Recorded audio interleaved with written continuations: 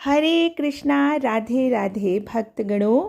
आप सभी को एक बार फिर से हमारे चैनल में हार्दिक अभिनंदन है। राधे रानी की कृपा आप सभी परिवार पर बनी रहे। कार्तिक मास अश्विन मास की पूर्णिमा से आरंभ हो जाता है। हिंदू कैलेंडर के अनुसार 12 महीनों में कार्तिक मास सबसे अधिक महत्वपूर्ण मास है। इस मास में भगवान श्री हरि विष्णु जी की पूजा करने से भगवान प्रसन्न होते हैं। इनमें से एक भी नियम हम पालन करते हैं तो अनंत फलों की प्राप्त होती है, और साथ ही माता लक्ष्मी जी की उपासना जो करता है उनकी सारी इच्छाएं पूर्ण होती है। तो आइए हम चलते हैं 16वां अध्याय की महात्म्य की कथा सुनते हैं। राजा पृथु ने कहा, हे नारद जी, यह तो आपने महाप्रभु शंकर की बड़ी अद्भुत कथा सुनाई है, अतः कृपा करके आप यह भी बतलाइए कि उस समय राहु उस पुरुष से छूटकर कहाँ गया। नारद जी ने कहा, उससे छूटने पर वह बर्बर नाम से विख्यात हो गया और मानो नया जन्म पाकर उसने अपने आप को धन्य माना तथा वह धीरे धीरे जलंधर के पास गया। वहाँ उसने शंकर जी की चेष्टा कही।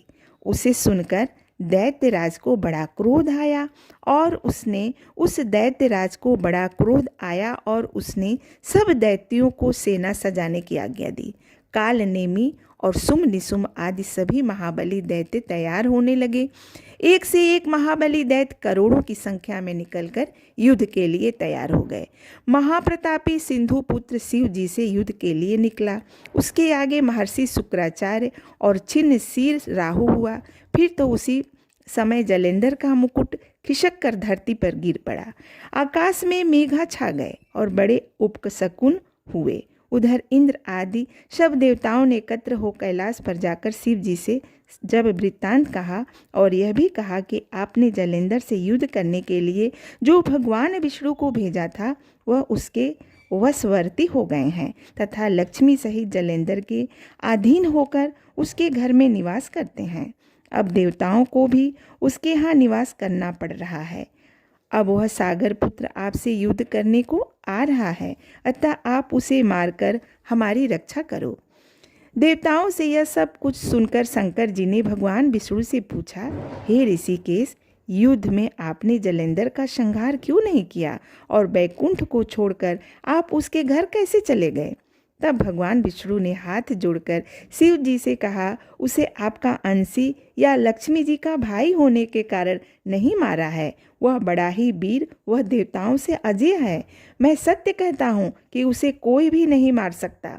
इस पर लक्ष्मी ने मुग्ध होकर, मैंने स्वयं उसके घर में रहने का वर दे दिया है, इसीलिए मैं उसके घर में रहता हूँ। हे सुरवर्य विष्णु, आप यह क्या कहते हैं। उस दैत्य जलेंधर को मैं अवश्य मारूंगा, इसमें कुछ भी संदेह नहीं है। अब आप सब देवता जलेंधर को मेरे द्वारा ही मरा जान अपने स्थान को जाइए। जब शंकर ने ऐसा कहा तो सब देवता संदेश रहित होकर अपने स्थान को चले गए। ठीक उसी समय पराक्रमी जलेंधर अपनी विशाल सेना के साथ कैलाश पर्वत को घेर के सिंहानाद करने लगा। दैत्यों के नाद और कोलाहल से शिव जी क्रोध हो गए। उन्होंने अपने नंदी आदि गणों को उसके साथ युद्ध करने की आज्ञा दे दी। कैलाश पर्वत के पास भीषण युद्ध होने लगा। दैत्यों ने अनेक प्रकार के अस्त्र शस्त्र बरसाने शुरू किए। भेरी, मृदंग, शंख, तीरों तथा हाथी, घोड़ों व रथों के शब्द से धरती कांपने लगी। युद्ध में कटकर मरे हुए हाथी, घोड़े और पैदलों का पहाड़ सा लग गया, जिससे कि युद्ध भूमि और भी आगमय हो गई। दैत्यों के आश्चर्य श्री शुक्राचार्य अपनी मृत संजीवनी विद्या से सब दैत्यों को जिलाने लगे। यह देखकर शिव जी के गण व्याकुल हो गए और उनके पास जाकर सारा वृत्तांत सुनाया। उसे कहकर भगवान रुद्र क्रोध की सीमा न रही। वह अपने भयंकर रूप से दिशाओं को प्रज्वलित करने लगे। फिर तो वह समय उनके मुख से एक बड़ी भयंकर कन्या उत्पन्न हुई, जिसकी कि दोनों जंघाएं ताल वृक्ष के समान थी।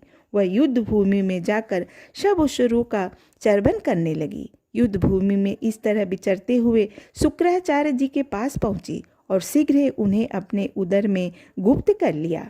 फिर स्वयं भी अंतर्ध्यान हो गए। शुक्र के गुप्त होने से दैत्यों का मुख मलिन पड़ गया और वह युद्ध छोड़कर भागने लगे। इस पर अनेक सुम निसुम और कालनेमी आदि सेनापतियों ने अपने भागते हुए वीरों को रोककर शिवगढ़ों पर बड़ा कठिन प्रहार किया।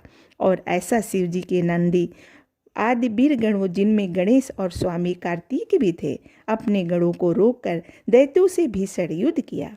तो भक्तगणों, ये था हमारा 16वां। आगे हम सुनेंगे 17वां अध्याय की महात्म्य।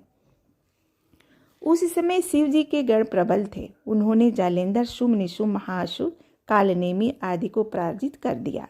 यह देख के सागर पुत्र जलेंद्र एक रथ पर, जिस पर लंबी पताका लगी हुई थी, चढ़कर युद्ध भूमि में संग्राम करने लगा। इधर जय और सील नामक शंकर के गण भी संग्राम में तत्पर होकर गरजने लगे। इस प्रकार दोनों सेनाओं के हाथी, घोड़े, शंख, भेरी तथा दोनों ओर के सिंहनाद से धरती त्रस्त हो गई। पश्चात जलेंद्र ने कुहेरे के समान बाणों को चला धरती से लेकर आकाश तक व्याप्त कर दिया, और नंदी को 5, गणेश को 5, वीरभद्र को एक साथ 20 बाण मारकर उसके शरीर को छेद दिया और मेघ के समान गर्जना करने लगा।